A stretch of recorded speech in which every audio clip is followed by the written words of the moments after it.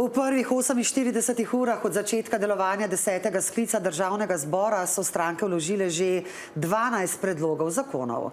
Rene, kateri trenutno čakajo na obravnavo in seveda tudi kakšni so odzivi? Ja, največ kar 5 so jih predložili v Levici in Vesni. Med drugim predlagajo interventni zakon z področja dolgotrajne oskrbe. Z njim bi želeli popraviti krivice tistih, ki od 1. decembra plačujejo višje cene za oskrbo.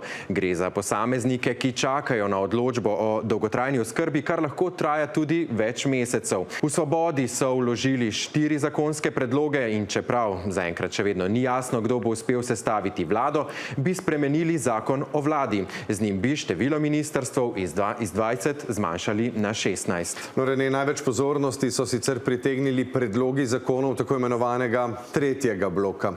Tako je, trojček okoli NSI, Demokrati in Resnica predlagajo interventni zakon za razvoj Slovenije, ki med drugim predvideva nižji DDV za osnovna živila in del energentov ter nekatere druge rešitve.